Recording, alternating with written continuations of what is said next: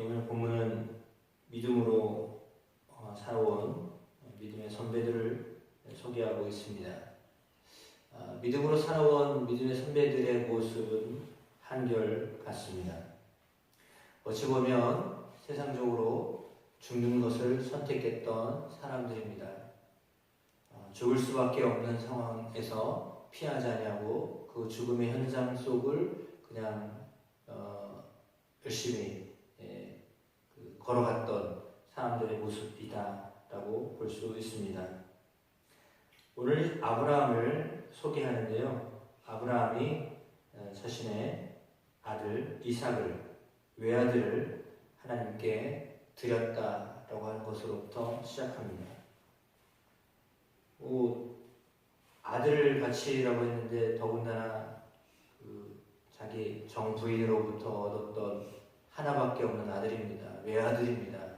그 아들을 하나님이 번제로 드려라 라고 했을 때 상식적으로는 이해가 되지 않죠. 너의 자녀를 별과 같이 저 바다의 모래와 같이 많게 할 것이다 라고 하셨는데 한 명 주고서는 그 한 명을 바치라고 하니까 상식적으로 이거 하나님이 이렇게 이거 정말 원하시는 건가 라고 그런 생각을 했을 것 같습니다. 그럼에도 불구하고 그는 주저하지 않고 그 다음날 아침 일찍 종 한 명을 데리고 이삭을 데리고 하나님이 약속하셨던 그 땅에서 하나님께 번제 이삭을 드립니다.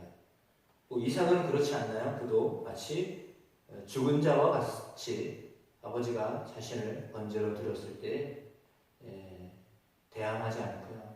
그냥 그 밧줄에 묶여서 제단 위에 올라가 누워 있습니다. 그러니까 아버지의 입장이었던 아브라함이나 아들의 입장이었던 이삭이나 다 똑같이 죽었구나, 죽는 거구나 라고 하는 것을 그냥 받아들였습니다. 근데 놀랍게 죽었다라고 생각했던 그 순간에 하나님은 다른 제물을 준비하셨습니다.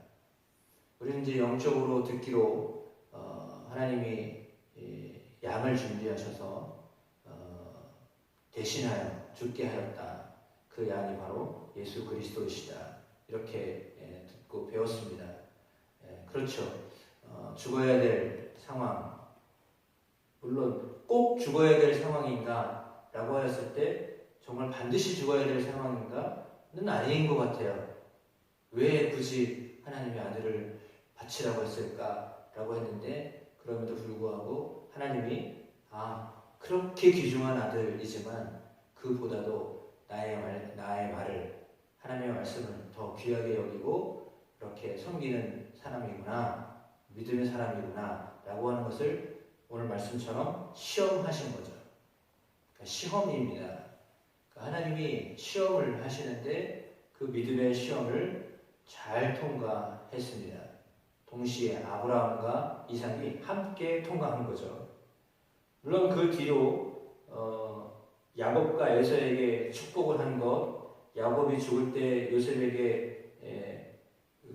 요셉의 아들들을 축복한 것, 그리고 요셉은 임종할 때 자신이 그렇게 마지막에 화려하게 총리로 역할을 감당하면서도 나는 여기에 묻히지 않냐고 아버지를 따라서 가나안 땅에 묻힐 것이니 그렇게 해라 라고 유언하고 또 그대로 행했던 후손들의 모습들을 보면 그들은 여전히 살고 또 때에 따라서 죽고 그러나 그의 삶이 그저 그냥 머물고 있었던 그 땅에서의 현실에 머물지 않았다는 것입니다.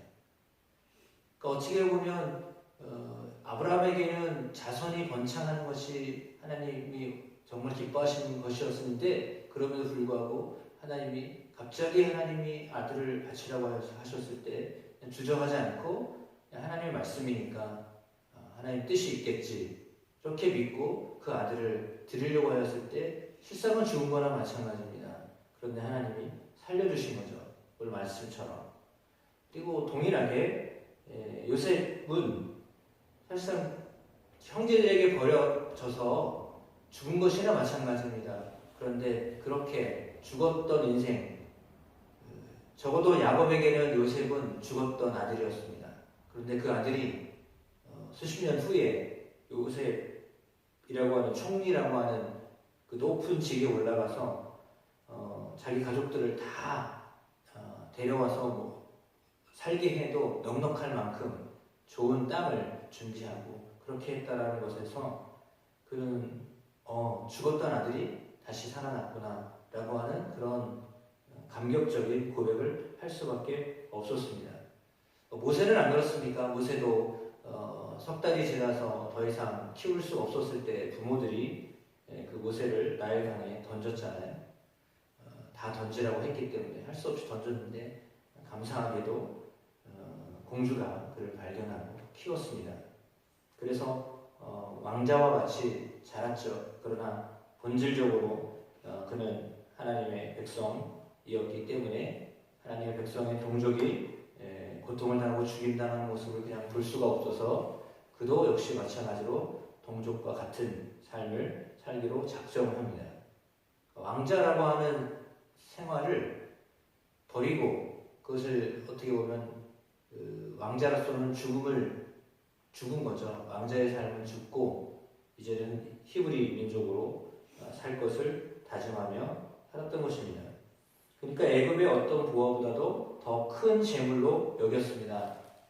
하나님의 백성으로 사는 것이 무엇인지 그것이 비록 현실적으로는 죽는 것 같은 어쩌면 죽는 것보다 더한 그런 현실이고 선택이지만 그래도 그는 그것을 그렇게 주저하지 않고 선택하고 그 길을 걸어갔습니다.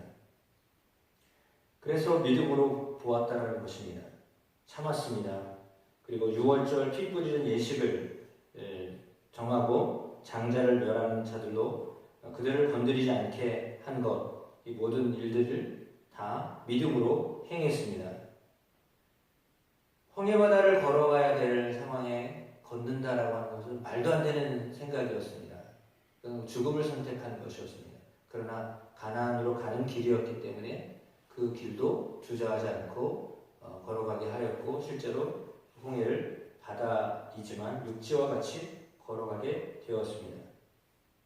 여리고와의 싸움, 가장 강력한 여리고와의 싸움을 칼과 활과 방패로 하지 아니하고 그저 맨몸으로 아무 소리도 하지 아니하고 그저 한 바퀴씩 돌다가 마지막 7째 날 7바퀴를 도는 것, 이것은 전술적으로 말도 안 되는 전술입니다.